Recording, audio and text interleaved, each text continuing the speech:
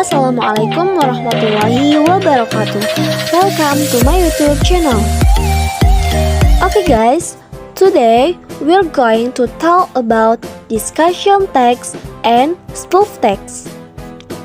Oke, kita akan bahas one by one. Discussion text. Dalam discussion text, biasanya there is a pro and contra opinion. Terdapat argumen pro dan kontra. Kalian pernah gak sih nonton debat? Well, in a debate usually discuss an issue that has two opinion, pro and contra. Nah, itu termasuk ke dalam discussion text. So, discussion text is a text that presents pro and contra opinion on certain issue or topic.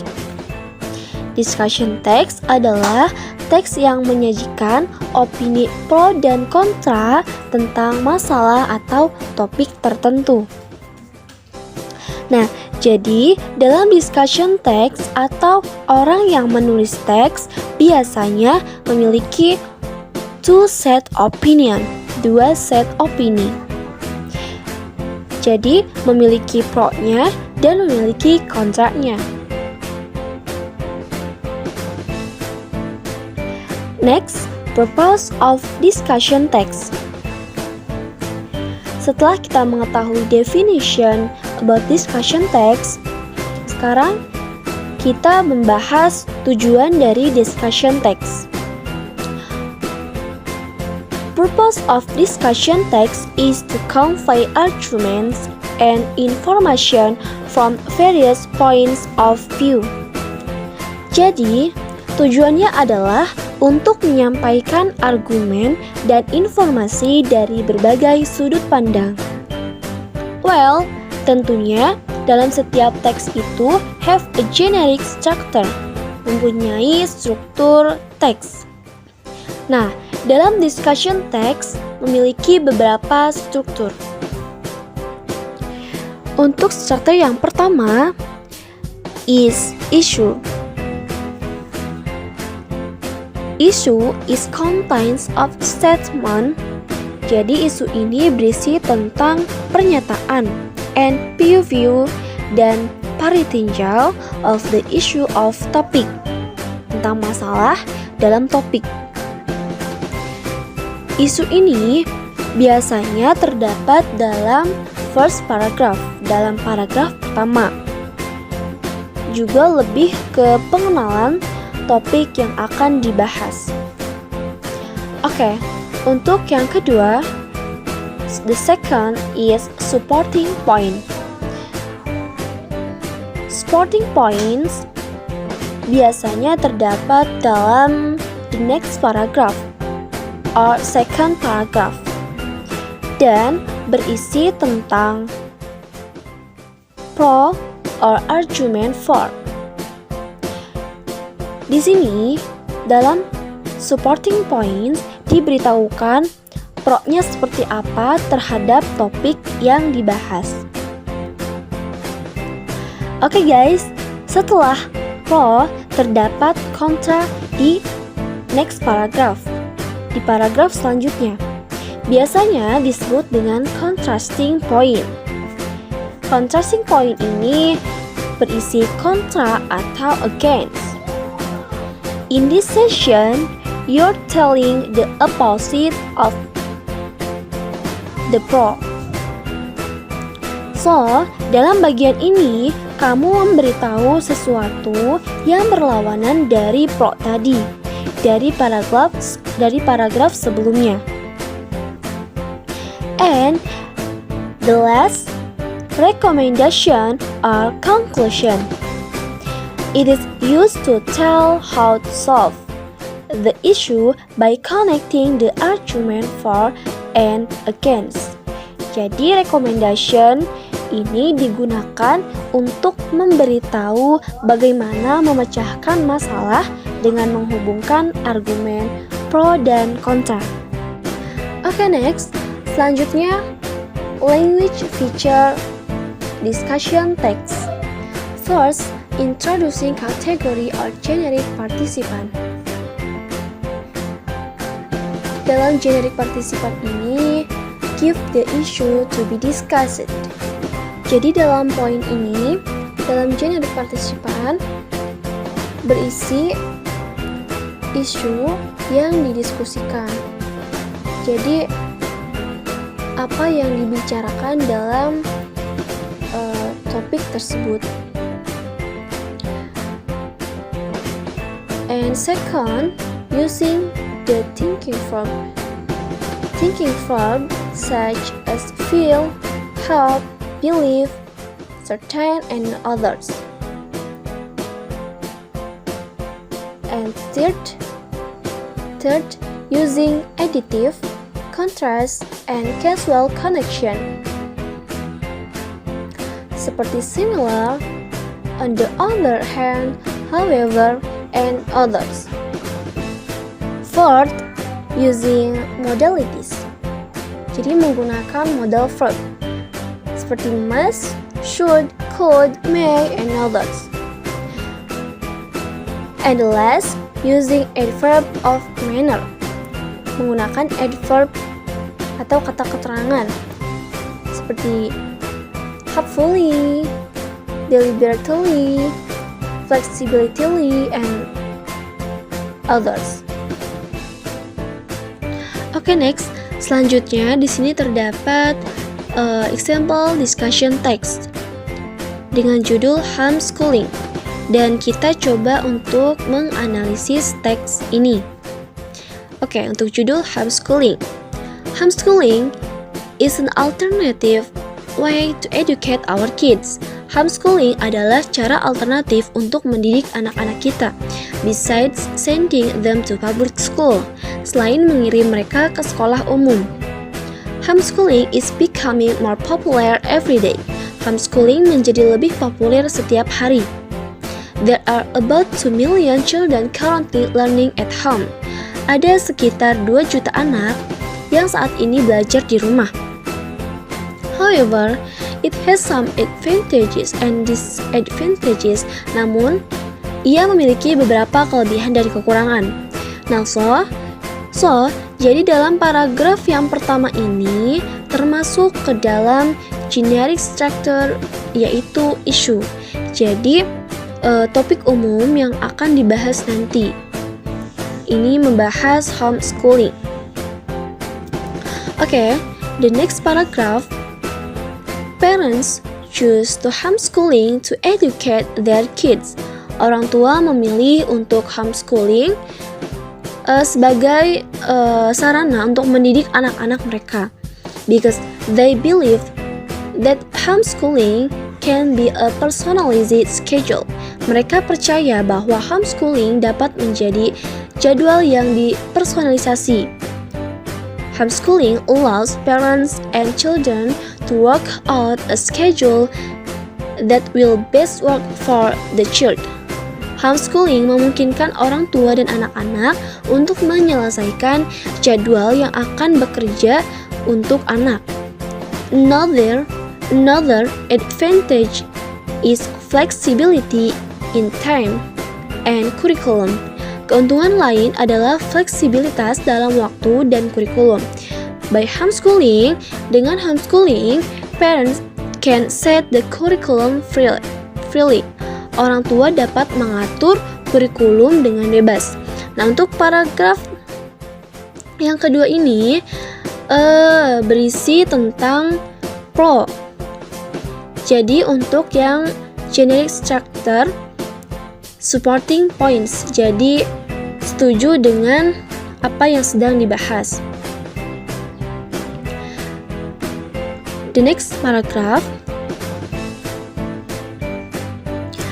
On the other hand, di balik itu, homeschooling can spoil parents' time.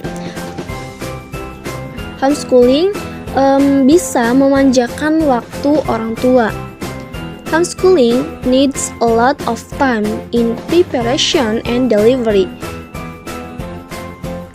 Parents have to research topic, prepare the lesson, set up the project, and file the trip. Jadi homeschooling membutuhkan banyak waktu dalam persiapan dan pengiriman orang tua. Jadi orang tua ini harus meneliti topik, menyiapkan pelajaran, mengatur proyek, terus melibatkan perjalanan. Jadi jadwal schedule-nya terlalu rumit untuk diatur. Jadi seperti itu.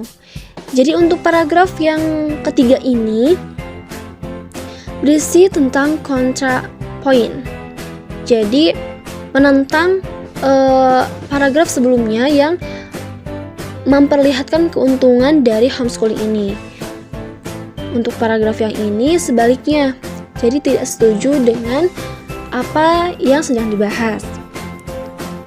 Okay, the last paragraph. So, when thinking about putting children to homeschool, I believe we should make sure that we understand all of the criteria involved in home education. Jadi, ketika berpikir untuk menempatkan anak-anak melalui sekolah rumah atau homeschooling tadi, saya percaya kita harus memastikan bahwa kita memahami semua kriteria yang terlibat dalam pendidikan rumah. Jadi untuk paragraf yang terakhir ini dengan generic structure berupa recommendation atau conclusion, itu setuju hasil akhir dari apa yang dibahas.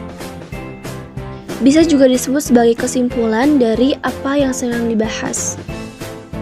Jadi setelah kita menganalisis generic structure, sekarang kita analisis language feature atau unsur kebahasaan yang terdapat dalam teks ini. Oke, untuk language feature yang pertama yaitu generic participant. Generic participant di sini yaitu homeschooling. Jadi yang sedang dibahas di sini adalah homeschooling. Next, for sentence dalam kalimat parents choose to homeschool to educate their kids because they believe. Believe di sini sebagai thinking verb. Then, on the other hand, homeschooling can spoil parents' time. Di sini terdapat on the other hand sebagai adjective. And next, dalam kata I believe we should make sure. Should di sini sebagai modal verb or modalities. And then another advantage is flexibility. Nah, flexibility di sini sebagai adverb. Okay, the next material is spoof text. Spoof text is a text which tells a factual story happened in the past time with unpredictable twist. Jadi, spoof text adalah teks yang menceritakan tentang cerita fakta yang telah terjadi dengan ending yang tidak terduga dan lucu. So, spoof text bisa dibilang stand-up comedy. And the purpose is spoof text to entertain others with funny stories. Next, generic structure. The generic structure of spoof text is susunan paragraf atau struktur teks dari spoof text adalah the first orientation, the second event, and the third twist. Okay, for the first paragraph, orientation. This paragraph contains information regarding who the actors and information related to when and where this story takes place. Jadi dalam paragraf yang pertama ini berisi informasi mengenai aktor dan informasi terkait kapan dan di mana cerita terjadi. And the next paragraph is Ivan. Ivan will talk about what has happened, what has been done by the actors in the story. Jadi dalam paragraf yang kedua ini, the second paragraph bercerita tentang apa yang terjadi. Jadi kejadian apa yang sedang terjadi, yang telah terjadi. What has been done by the actors. Apa yang dilakukan oleh aktor in the story dalam cerita. And the last paragraph is twist. Dalam bagian ini terdapat surprising event or situation that will be the end of the story. Jadi berisi tentang peristiwa atau situasi yang mengejutkan di akhir cerita. Next, language feature. The language features of spoof text is first, focusing on people, animal, or certain things. So, spoof text ini closely related to the person, animal, or object karakter. Jadi sangat erat kaitannya dengan orang, hewan, dan objek lainnya dalam cerita. Biasanya ditandai dengan tanda kutip. And then the second, using action verb. Action verb di sini yaitu kata kerja sebagai action atau tindakan. And third, using adverb of time and place. Seperti yesterday, at 9, a week ago, and another. And fourth, using simple past tense. Simple past tense ditandai dengan subject plus verb to. Karena cerita spoof text biasanya menceritakan cerita masa lalu yang sudah terjadi. And the last, using chronological connective. Jadi cerita yang diceritakan harus bersifat kronologis. Okay, after we know explanation about spoof text, and then now we will analysis about story. Counting donkey, menghitung keledai. One day, Abu Ali went to the fair and bought 9 donkey. He rode home on one of them. The rest of the donkey followed behind. Suatu hari, Abu Ali pergi ke pameran dan membeli 9 ekor keledai. Dia pulang dengan salah satu dari mereka, salah satu keledai. Jadi keledai yang lainnya mengikuti dari belakang. Nah, untuk paragraf yang pertama ini merupakan orientation. Struktur teks yaitu orientation berupa pengenalan. Jadi mengenalkan bahwa teks ini bercerita tentang Abu Ali yang membeli keledai dan membawanya pulang. And the next paragraph, after a while, Abu Ali said to himself, setelah beberapa saat, Abu Ali berkata pada dirinya sendiri, I must make sure all my donkey are here. Saya harus memastikan semua keledai saya ada di sini. And he turned around to count them. Dan dia berbalik untuk menghitungnya. 1, 2, 3, 4, 5, 6, 7, 8. Oh, where's number 9? Di mana? Nomor 9. Abu Ali menangis. Dia melompat ke bawah keledainya. He looked behind the rock and behind the trees, but there was no donkey to be seen. Tapi dia tidak melihat keledainya. I'll count them again. Aku akan menghitungnya lagi. Abu Ali said, 1, 2, 3, 4, 5, 6, 7, 8, 9. Oh, he must have come back. So Abu Ali climbed back onto the donkey and turned away. Abu Ali naik lagi dan berlari pergi. After a while, he counted his donkey again. Setelah beberapa saat, dia menghitung keledainya lagi. He counted only 8. Dia menghitung hanya 8. Once more he looked behind the rocks and behind the trees. Sekali lagi dia melihat ke balik batuan dan ke balik pepohonan. But there was no donkey to be seen. Tapi dia sama sekali tidak melihat keledainya. I will count again. Aku akan menghitungnya lagi, he said. And this time there were 9. Kali ini ada 9. Nah, untuk paragraf yang kedua ini berisi tentang event, jadi kejadian yang terjadi. Yaitu Abu Ali merasa kehilangan satu keledainya, tapi kembali lagi ketika Abu Ali menghitungnya lagi. Okay, next, the last paragraph. Just then Abu Ali saw his friend Musa walking along the road. Saat itu Abu Ali melihat temannya Musa sedang berjalan.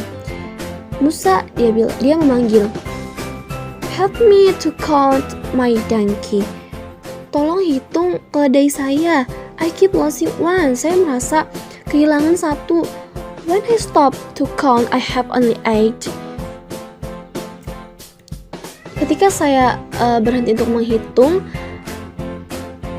hanya mempunyai 8. But when I get down looking for the 9, tapi ketika saya turun untuk melihat, saya menghitung ada 9. There he is again. Dia ada lagi. Well,